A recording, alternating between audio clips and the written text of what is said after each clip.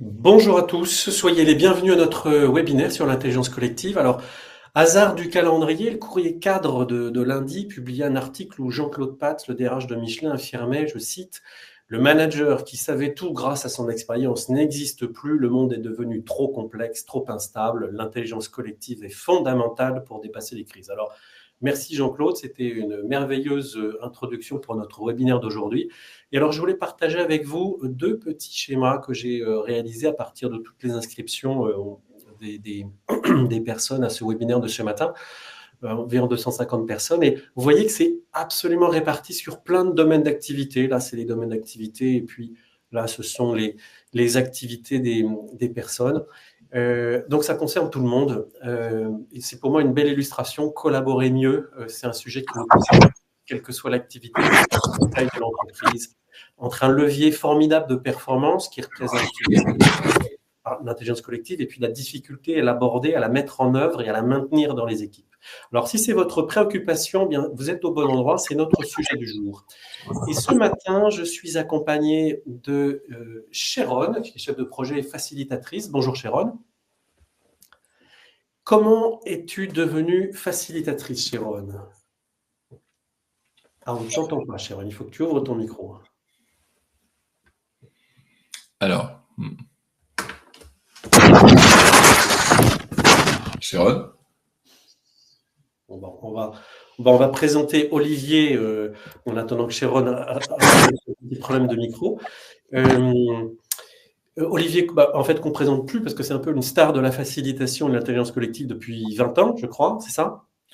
Oui, j'ai démarré une Principaux, bonjour à tous, en 2002 et j'avais même commencé les sujets d'intelligence collective auparavant quand j'étais dans le monde de l'Internet 1.0, à la fois chez un intégrateur Integra et ensuite directeur business pour Saint-Gobain. Le sujet qui m'a été apparu, c'est que dans un sujet déjà multidimensionnel où plein de réalités émergeaient en même temps, il était vain d'avoir plus d'expertise que son groupe, que son collectif accompagné, et que c'était beaucoup plus fort de l'accompagner par le questionnement. Un questionnement construit, ça crée les conditions d'un projet, ça crée l'engagement, ça crée la capacité à évoluer en continu. Et véritablement, j'ai découvert l'intelligence collective et la facilitation par l'expérience, et j'ai décidé d'en faire mon métier en 2002 en créant une Principaux. Super, bienvenue. Sharon, est-ce qu'on a récupéré ton micro? Et non, visiblement pas. On va demander à Daniel, le technicien, de s'occuper de ça.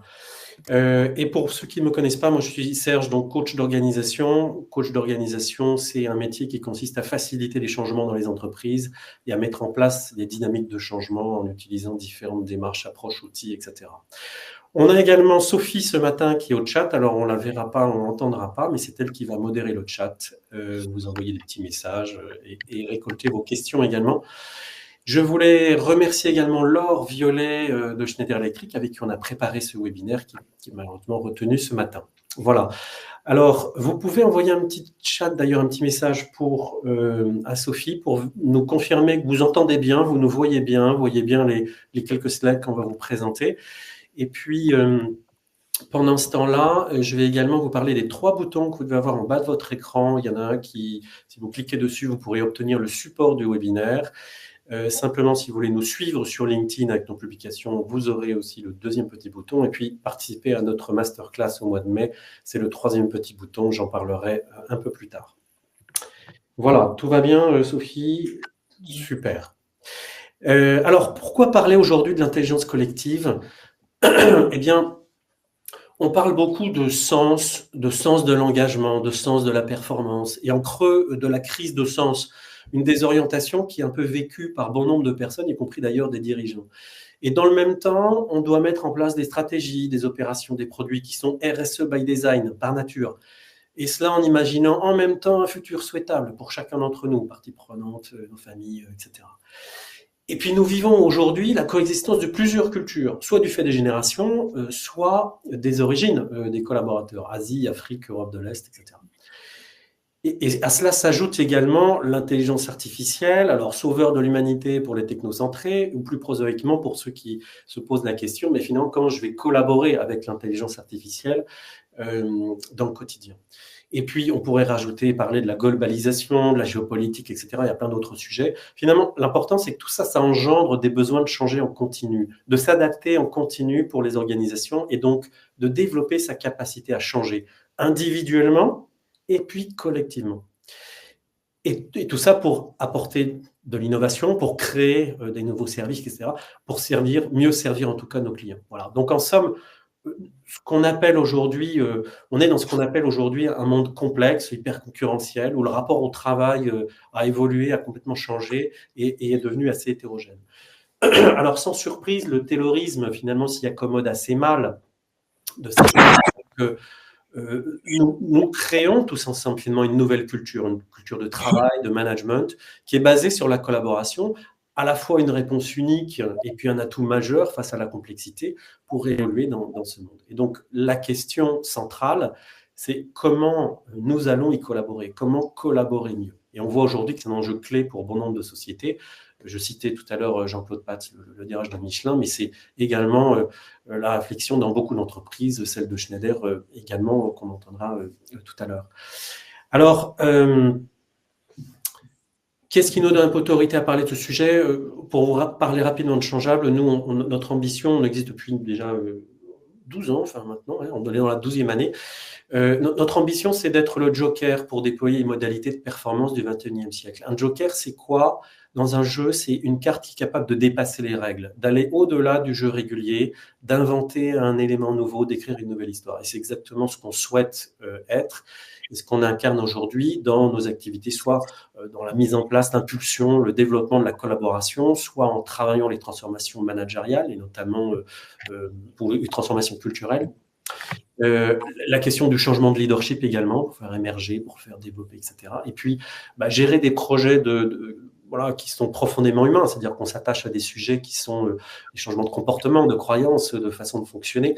Et donc, ça s'accompagne d'une certaine manière, ça se pilote d'une certaine manière, c'est aussi notre expérience. Voilà, donc on souhaite être ce joker pour bon nombre d'entreprises. Alors, ce que nous vous proposons ce matin, c'est de faire peut-être un petit point rapide sur qu'est-ce que c'est que l'intelligence collective. Non pas qu'on pense que vous ne savez pas ce que c'est, mais on va simplement se mettre un peu sur les mêmes définitions, sachant qu'il y en a beaucoup. Et puis ensuite, on regardera comment la mettre en place, donc avec Sharon qui nous parlera de ce qu'ils font chez Schneider Electric, Olivier qui nous parlera de son approche, et puis je vous parlerai également de notre approche chez Changeable. Voilà. Si vous avez des questions, n'hésitez pas à les poser dans le chat tout au long voilà, des échanges qu'on aura et on prendra un temps évidemment dédié pour y répondre tout à l'heure.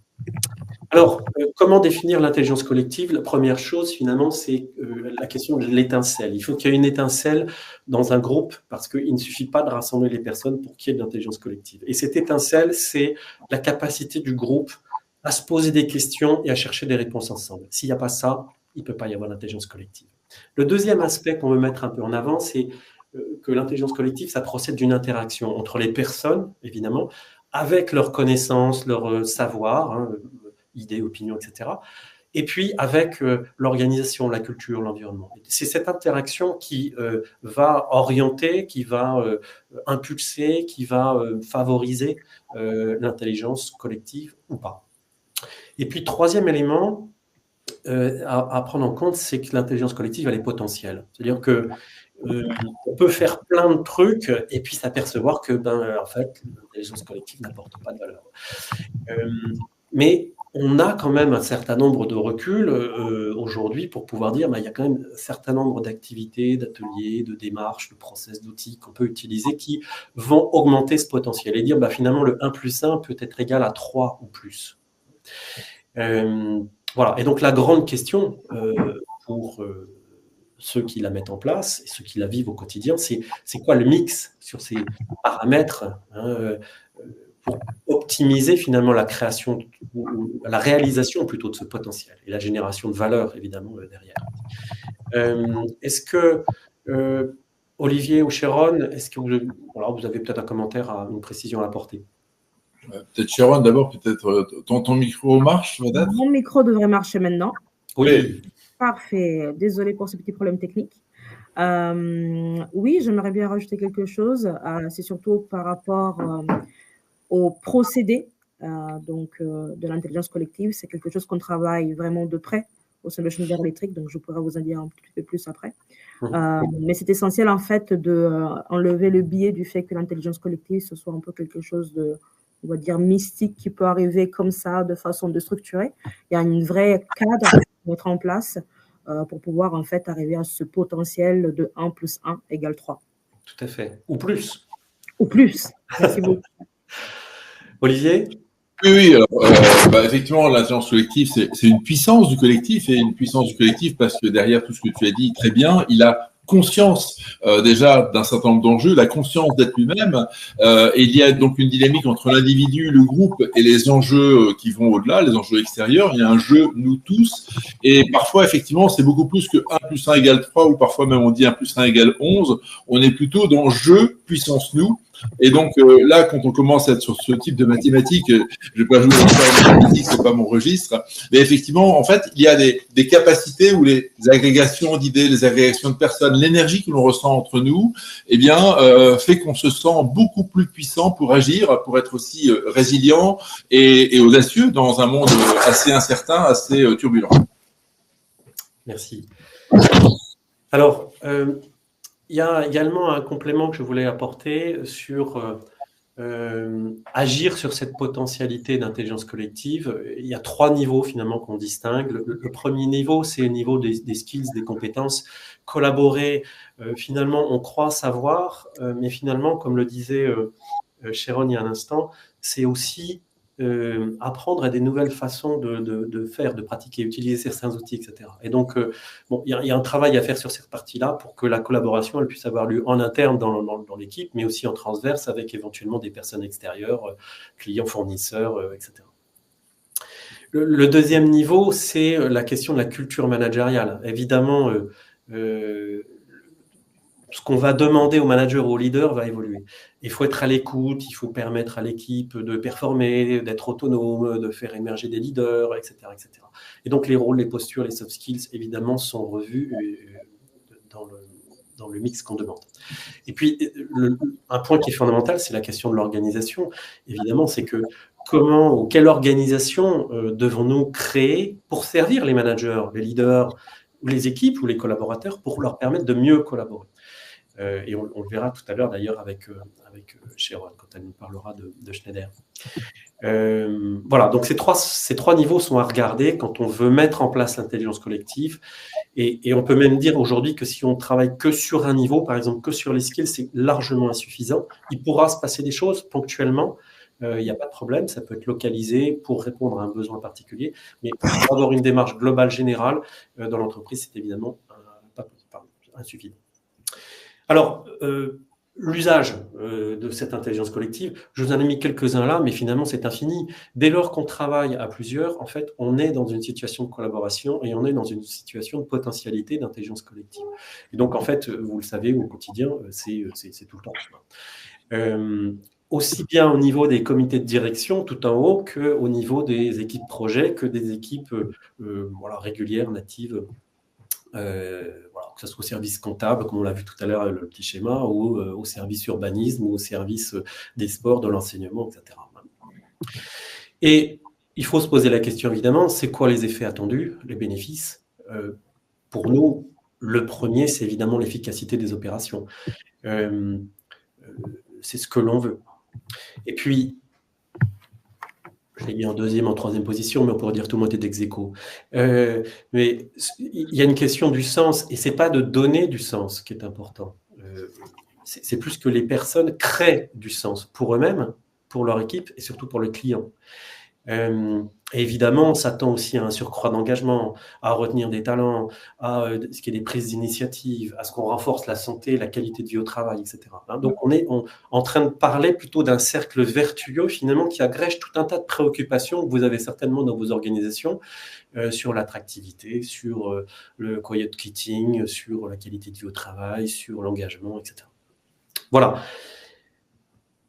Alors, comment mettre en place l'intelligence collective et la collaboration? Alors, je vous propose que on parle, peut-être on donne la parole à Sharon, qu'on n'a pas beaucoup entendu avec ses problèmes de micro, mais maintenant c'est résolu. Donc, Sharon, est-ce que tu peux nous nous parler un petit peu de l'équipe dans laquelle tu interviens et ce que vous faites au quotidien pour le déploiement worldwide de l'intelligence collective chez Schneider.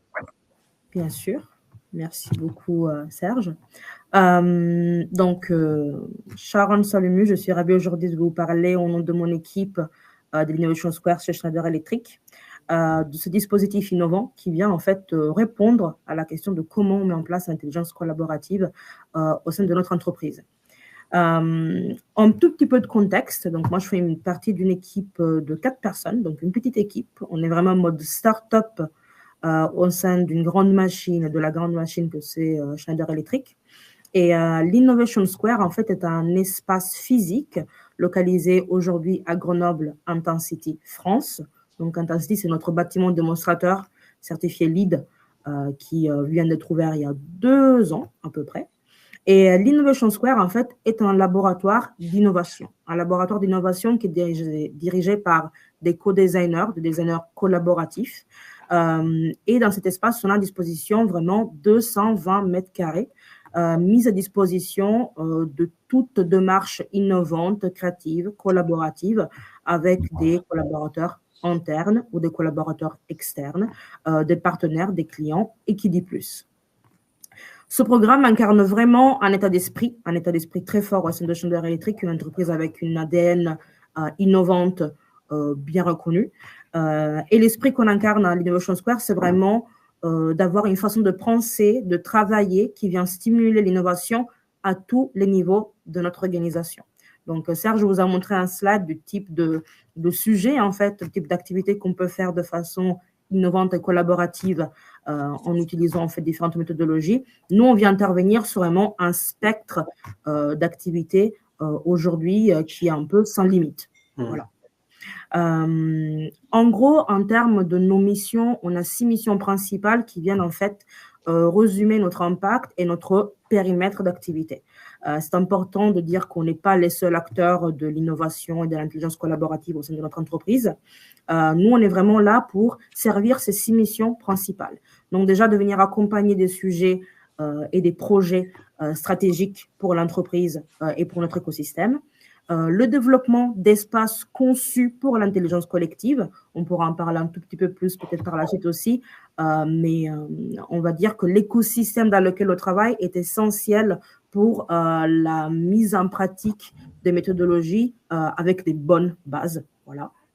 On a aussi en fait une mission autour du développement d'un programme de formation autour de l'intelligence collaborative. On fait de la veille méthodologique avec des acteurs externes, donc en dehors de notre entreprise déjà, qui sont plutôt, on va dire, calés sur les méthodologies même bien plus que nous parfois.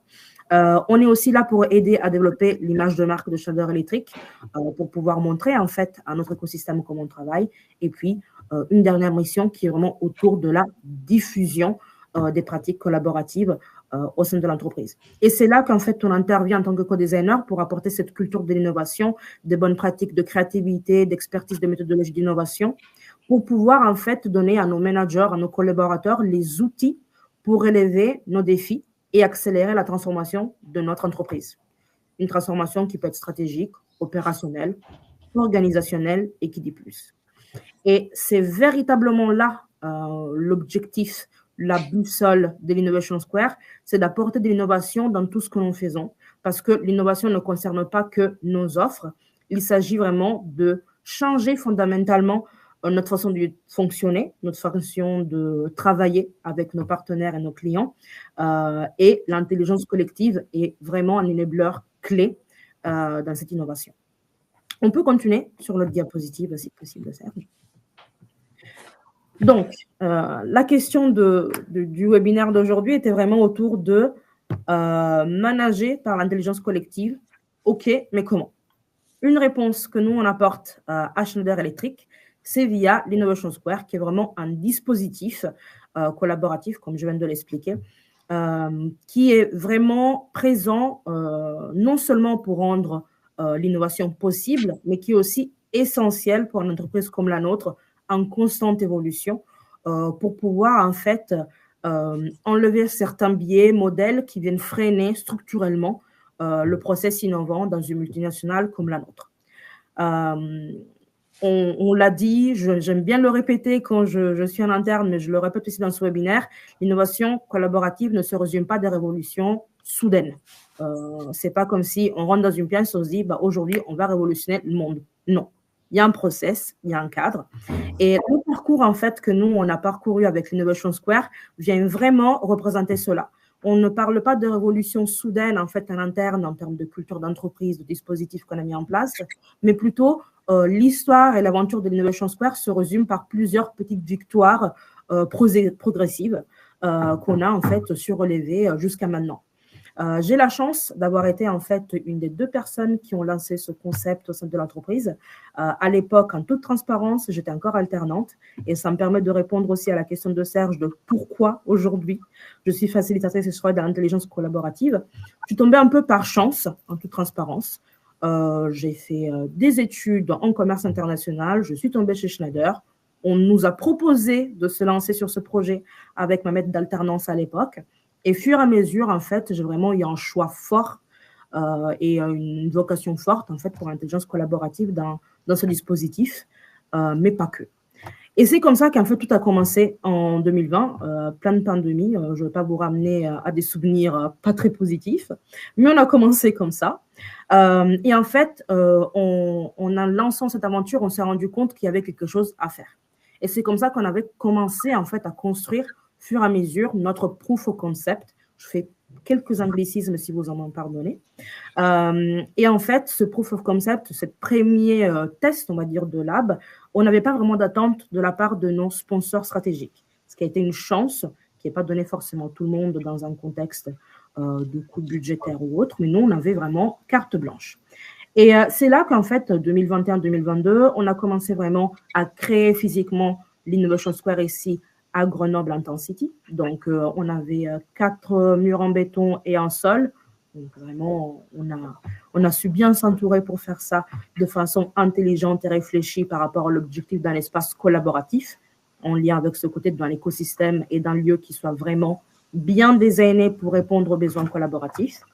On a commencé à tester en quick and dirty. Donc, c'est là qu'on a lancé l'activité d'achat électrique. On avait en 2022 à peu près en 2021-2022, à peu près 130 activités qui étaient en train de se passer dans l'espace sur cette durée-là.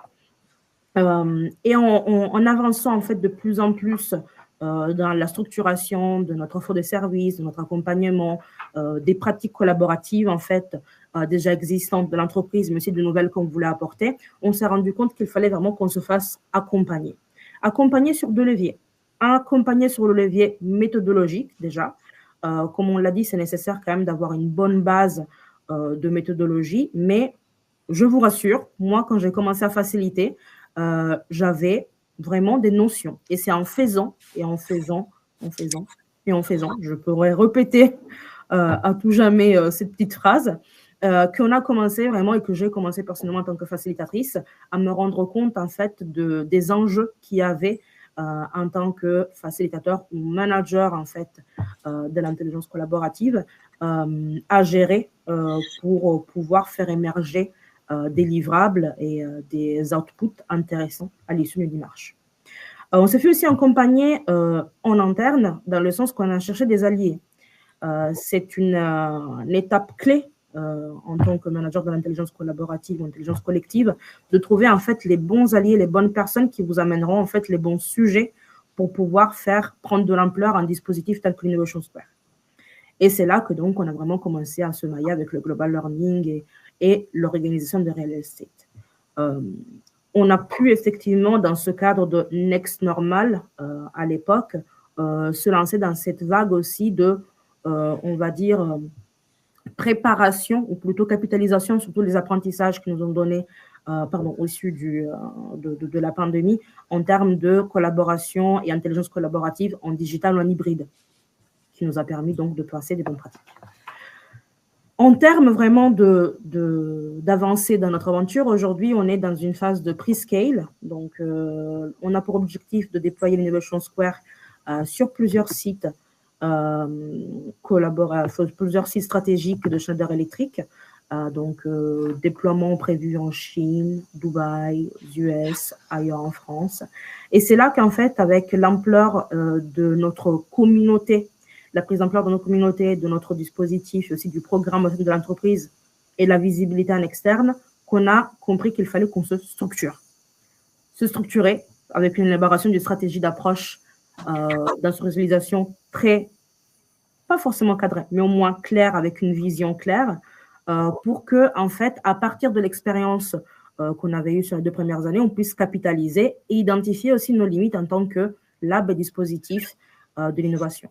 Quand je dis limite, on parle vraiment du fait qu'on a voulu s'appuyer sur notre écosystème interne pour pouvoir créer des synergies et être nous-mêmes des coordonnées bien chaussées en termes d'intelligence collaborative.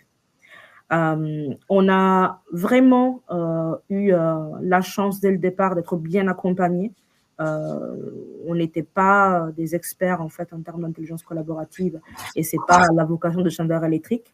Et c'est important de nous entourer d'acteurs comme In Principio, Changeable, présents aujourd'hui, et d'autres aussi avec qui on travaille au quotidien, pour en fait être capable de monter en compétences rapidement et faire face en fait aux besoins assez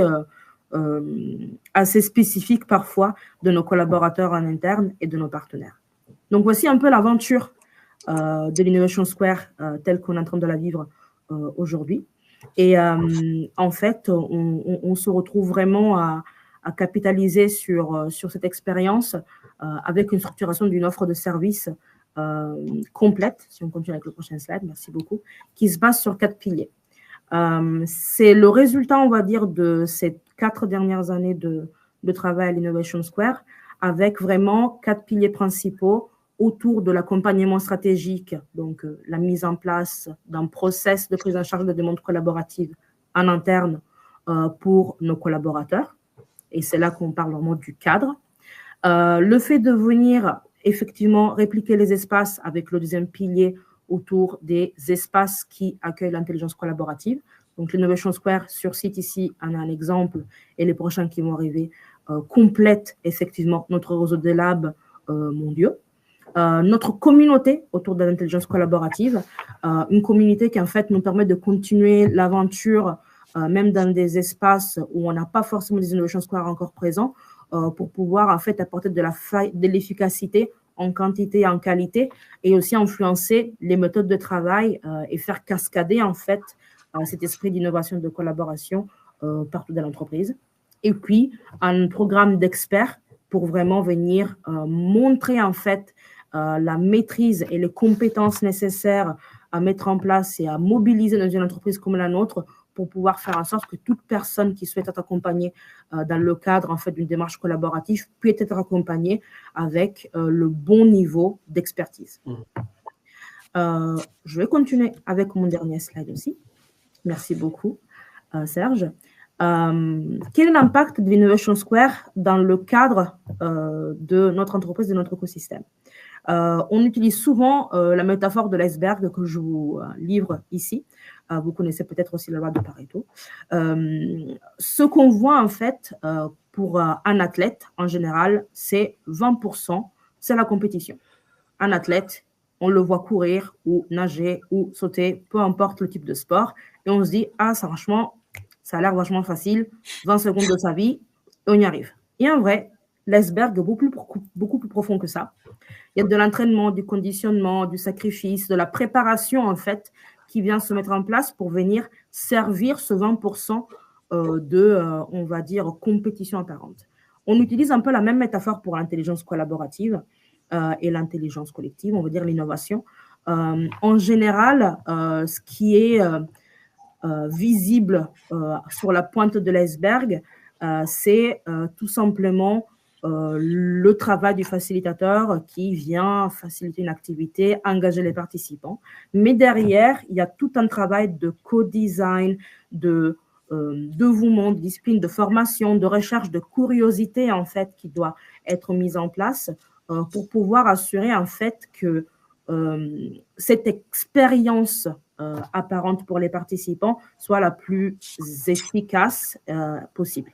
Et en fait, c'est cette rigueur que nous, on présente aussi dans le métier de facilitation et qu'on présente avec l'Innovation Square en tant que dispositif en interne pour pouvoir montrer que il faut un vrai travail de recherche et de remise en question constante en fait dans une équipe comme la nôtre pour pouvoir assurer d'avoir une expertise assez, on va dire, une expertise assez reconnue dans une entreprise et dans son écosystème, mais aussi pour être capable de vraiment et véritablement créer des conditions propices au succès. Nous, à l'Innovation Square, on a eu au cours des dernières 3 années plus que 500 ateliers. On a un taux d'occupation de l'espace de 80%. Et en termes de perception des utilisateurs, 99% reconnaissent en fait notre capacité à accélérer leurs projets. Et 90 d'entre eux vraiment sont conscients et leur déclarent pouvoir utiliser les pratiques de collaboration qu'ils ont découvertes. Donc, notre réponse, effectivement, à cette question de manager l'intelligence collective et comment passe par ce dispositif, qui est un dispositif encore en croissance. Vous voyez aussi notre communauté est représentée avec ces 3 différents layers. Et c'est à travers, en fait, cette communauté que nous, on peut apporter le support à 2 managers pour pouvoir avoir accès à un cadre, des méthodologies pour pratiquer l'intelligence collaborative. Et ça marche. C'est un peu le récit que je voulais vous livrer de l'histoire de l'Innovation Square. Bien évidemment, on pourrait en parler tellement plus parce que dans un écosystème comme celui de Schneider Electric, vous imaginez que les cas d'usage et les histoires sont multiples, mais au moins, ça vous donne vraiment une vision déjà de qu'est-ce que c'est d'avoir un dispositif de collaboratif en interne dans une multinationale comme la nôtre. Ouais, et combien ça prend de temps pour la construire et les différents efforts. Merci beaucoup, Sharon. J'ai une petite question. Dans la communauté, donc il y a l'Innovation Square, il y a les champions, les super champions, les Electrifiers. Est-ce que tu peux nous préciser un peu qu'est-ce que c'est? Absolument. Donc, on a commencé notre communauté avec un simple layer, notre core team, des personnes qu'on a embarquées avec nous sur la formation, sur les formations qu'on faisait pour continuer à monter en compétences. Au fur et à mesure, en fait, on s'est rendu compte que suivant le profil des employés en interne, on avait différentes personnes et différents profils qui avaient différents, en fait, appétences en termes de collaboration. Et c'est pour ça qu'on est arrivé, en fait, avec le niveau champion, le niveau super champion et le niveau Electrifier. Les champions, c'est des personnes qui sont vraiment sensibilisées à tout ce qui est autour de la pratique managériale de l'intelligence collective. C'est les personnes qui vont venir à nos ateliers de découverte, participer à des workshops, piquer des pratiques et les réintégrer directement dans leurs équipes au quotidien. Donc, ils sont principalement là pour se nourrir, en fait, de la vie de la communauté et de la vie de l'Innovation Square, tout en y participant, bien évidemment, de façon active. Les super champions, c'est des personnes qui ont une appétence quand même pour venir transmettre, pour être vraiment des ambassadeurs du programme de l'Innovation Square et de la communauté de l'Innovation Square, au-delà, en fait, de leur périmètre d'équipe ou d'organisation. Donc, ils sont amenés à aller beaucoup plus loin. Les Electrifiers, eux, rentrent encore dans une case supérieure. C'est des personnes qui sont prêtes à se former, à investir du temps pour devenir des co-designers et facilitateurs et qui en général s'ouvrent aussi sur l'écosystème externe. Donc le programme Electrifier, pour information, fait partie d'un programme de Schneider Electric qui dépasse le domaine de l'intelligence collaborative. On a des experts Electrifier dans tout type de domaine possible, finance, global supply chain et aujourd'hui, grâce à l'Innovation Square aussi, sur toute la partie de méthodologie d'innovation et d'intelligence collaborative. Super, merci beaucoup Sharon de cette présentation. Olivier, est-ce que tu veux enchaîner? Oui, merci Serge, merci Sharon. En fait, bien, on voit effectivement que l'intelligence collective monte en puissance. Pendant ces 20 dernières années, l'intelligence collective, c'était essentiellement l'objet de quelques grands séminaires réussis. On en faisait 3 par an, c'était magnifique, on pouvait bouger les lignes. Mais résultat, pendant les 215 autres jours de l'année, eh bien, on revenait un peu à un processus habituel. Effectivement, après, l'intelligence collective se déploie sur des sujets clés comme l'innovation et un certain nombre d'autres pratiques, s'étend au management. maintenant. En fait, avec toutes les vagues aujourd'hui qui s'enchaînent, on n'est plus dans quelques grandes mutations, on est dans des années de turbulence, avec des crises, des opportunités, avec tout un tas de chocs que l'on vit régulièrement au quotidien, beaucoup de vagues, de l'énergie.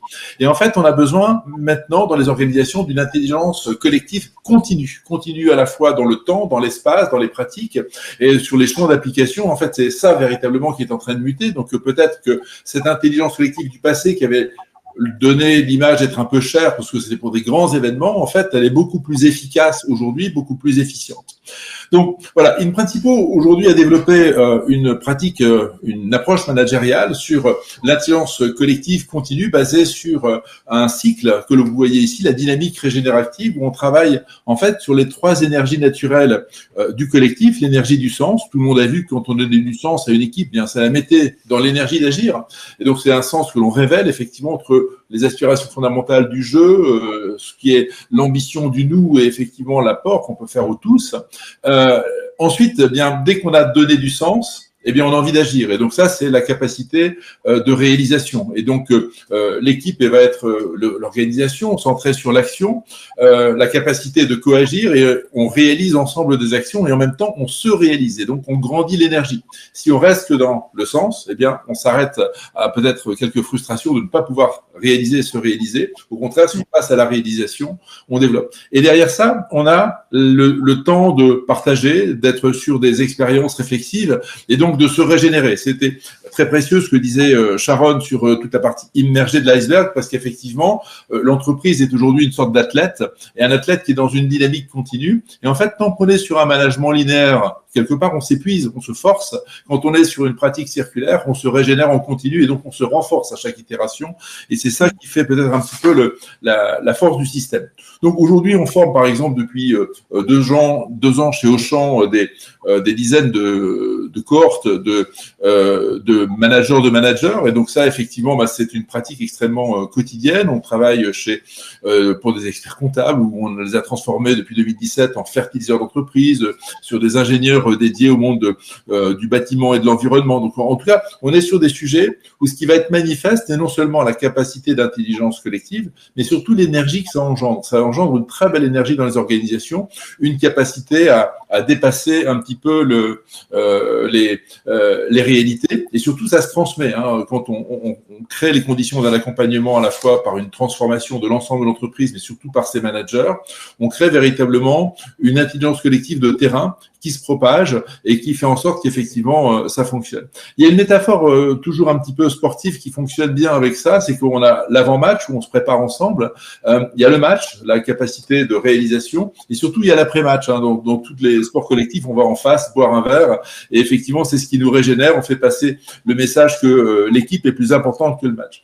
Donc ici, on voit que cette intelligence collective qui monte en puissance stratégique, c'est une intelligence collective qui est portée par la dynamique des acteurs, et ça, beaucoup d'accompagnants ont bien vu que c'était un enjeu, la dynamique des acteurs, les organisations, c'est un véritable sujet. On a la dynamique stratégique et métier, toute la dynamique des actions, et là, depuis longtemps, on a des accompagnants pour les entreprises qui accompagnent très bien les organisations sur ce versant-là. Mais la véritable révolution, c'est de faire l'un par l'autre, parce que c'est ça qui génère véritablement l'engagement, l'énergie, la puissance, et c'est avec ça qu'on touche tout un tas d'aspects très différents de l'organisation. On change véritablement l'état de conscience de l'organisation sur ce qu'elle est, sur ses capacités.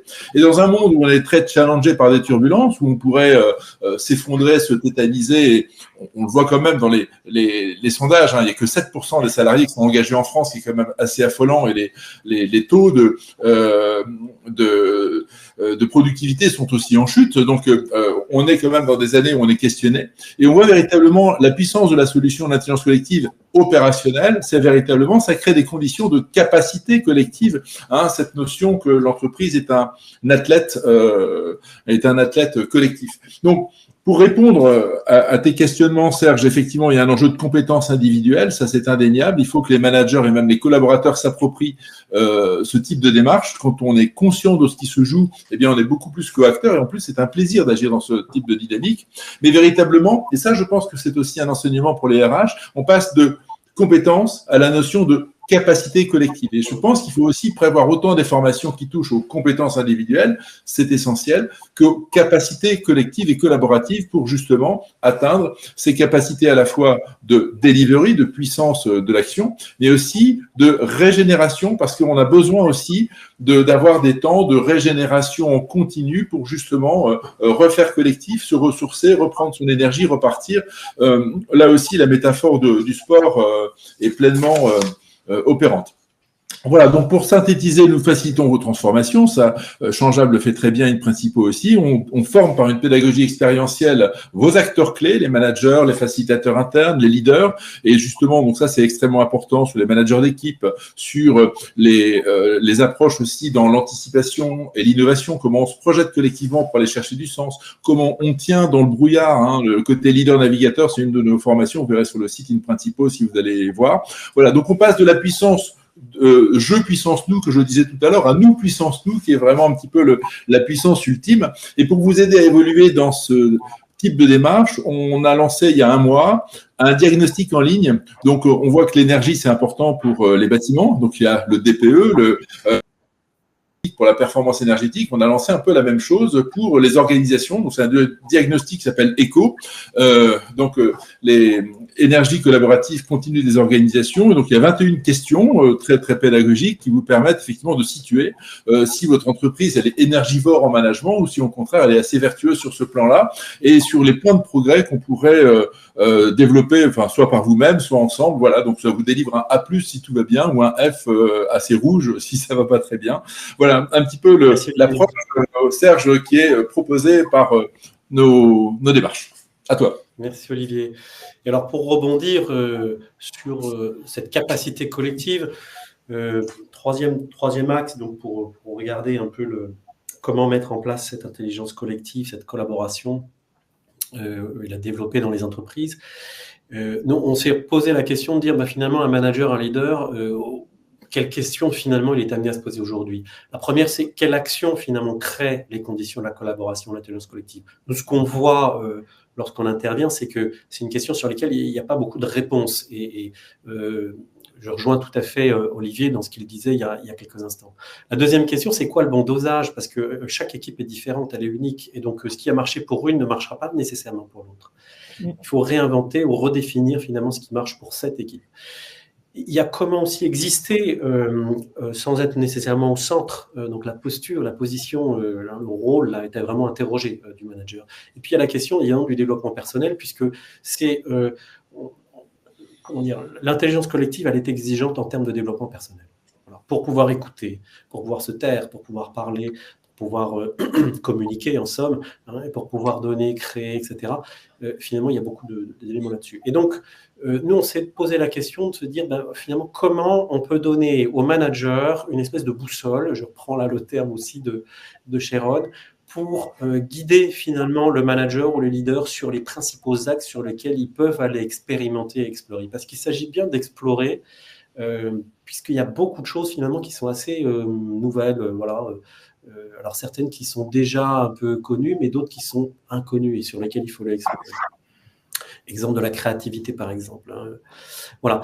Et alors, on a donc créé cette boussole que je vous présente là, qui s'appelle Collaborer, et qui est définie sur cet axe. Le premier axe, c'est, sans trop de surprise, c'est être ensemble. Il ne peut pas y avoir d'intelligence collective si les gens ne sont pas bien ensemble. Il faut se connaître, il faut s'écouter, se taire, s'accueillir, se parler, se faire confiance. Et c'est là le grand enjeu, se faire confiance, évidemment. Le deuxième aspect, moi, je pensais en préparant le webinaire à un directeur qui me disait, mais je ne comprends pas, il parlait de son codir, il me dit, mais j'ai présenté je ne sais pas combien de fois la vision stratégique et je ne comprends pas, ça n'embraye pas. Ben oui, parce qu'en fait, il ne suffit pas de présenter une vision, il faut aussi parler de la visée. La visée, c'est le chemin. Et c'est là où se posent les difficultés, c'est là où se posent les questions, et surtout quand on doit créer ce chemin en collaboration, parce qu'on est interdépendants. Donc voilà, ça c'est aussi des choses qui ne sont pas forcément très bien faites et sur lesquelles il y a des choses qu'on peut apporter pour aider les managers, les leaders. Le troisième aspect, c'est s'orienter ensemble. S'accorder sur la richesse apportée au monde, c'est essentiel. Si on ne sait pas quelle est la richesse que l'on veut créer ou que l'on recherche, en fait, il n'y a pas de capacité réellement d'autonomie, de prendre des décisions, de prendre des initiatives. Et donc, c'est fondamental d'être défini, en fait, en équipe.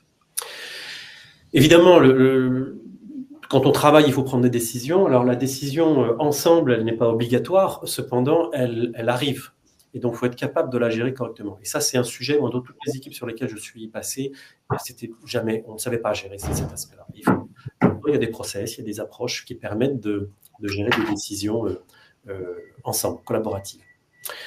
Savoir ensemble, c'est l'exemple des équipes de sport, où on va chercher les champions et puis on les regroupe dans une équipe et on se dit maintenant vous allez tout gagner, vous allez gagner la Ligue des champions, le machin, etc.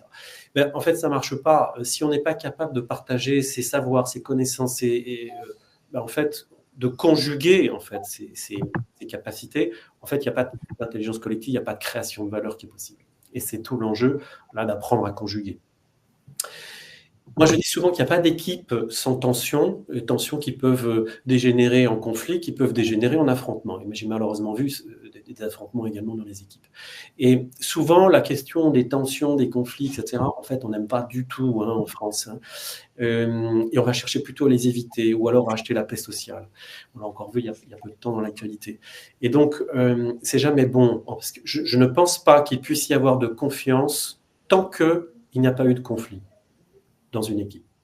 C'est quand je sais comment l'autre va réagir quand il y a une tension, quand il y a un conflit, que je vais être libre, vraiment libre de pouvoir m'exprimer comme je suis, d'être accepté, accueilli comme je suis avec mes idées, mes désaccords, etc. Et qu'on est capable de s'enrichir de la diversité, de l'utiliser comme un marchepied pour aller au-delà. Et puis évidemment, dernier point, c'est de travailler ensemble. Mais ça, c'est le social, les processus, ça en général, c'est assez bien fait, évidemment. Et donc, sur l'ensemble de ces aspects, nous, on a conçu un certain nombre d'outils, un certain nombre d'ateliers, d'approches qui permettent à la fois de donner des outils finalement aux leaders, aux managers, aux équipes, puisque c'est aussi la matière de l'équipe, de façon à ce qu'ils puissent travailler tous les axes, sachant qu'en général, ils en travaillent quelques-uns déjà, mais il y en a quelques d'autres qui sont laissés en jachère. L'objectif étant de donner finalement la capacité d'analyser, d'évaluer sa pratique collaborative, comment je crée les conditions de la collaboration, je l'entretiens, je la développe, de choisir un certain nombre d'actions, un certain nombre d'outils, et puis de pouvoir piloter ça, évidemment, puisque c'est mouvant dans le temps. Le dosage, il est valable à un instant T, mais il peut évoluer dans le temps, bien entendu. Voilà. Donc, une autre approche de ce que comment finalement mettre l'intelligence collective ou comment pouvoir installer une démarche collaborative dans les entreprises. Alors je vois qu'il est déjà midi, c'est formidable, on a beaucoup parlé. Je ne sais pas, je ne crois pas qu'il y ait de questions. A priori non, donc c'est le moment, si vous avez une question, de la poser, on en sera heureux. Moi je voulais vous parler de la masterclass qu'on va organiser au mois de mai sur comment mettre en place une approche d'intelligence collective. Le nombre de places sera limité, inscription donc obligatoire. On aura 2h30, 3h pour parler d'un cas concret, en bénéficiant d'un échange de pratiques, en pouvant échanger ensemble directement par la voix, pas comme dans le webinaire, et puis répondre à des questions également très particulières sur vos aspects. On a notre prochain webinaire qui a lieu la semaine prochaine également sur la culture managériale. On accueillera Étienne Epitalon, qui est le DRH du Crédit Agricole Consumer Finance, avec qui on a travaillé sur l'évolution de la culture managériale sur les 2 dernières années. Un DRH vraiment grand angle, comme il m'a qualifié, qui est vraiment très intéressant. Je vous invite à nous rejoindre également à cette occasion. Voilà. Il me reste à remercier... sauf s'il y a une question, je vois... Non, il n'y a pas de question. À remercier Sharon pour sa participation aujourd'hui et puis la présentation que tu nous as faite, très très intéressante, passionnante, avec cette vision d'un lieu, cette vision d'une approche progressive, cette vision de la communauté avec différents spécialités, niveau d'expertise. C'était très intéressant. Merci Olivier également de nous avoir présenté ton approche sur... Serge, cette belle occasion partagée. Voilà. Et puis, merci à chacun de vous de nous avoir suivis. Si vous le souhaitez, vous avez les petits boutons d'action pour nous suivre, pour assister à la masterclass ou pour demander le support. Voilà. Très belle fin de journée à tous et à très bientôt. Merci. À bientôt. Oui, il y aura un replay. Oui. C'est malheureusement trop tard.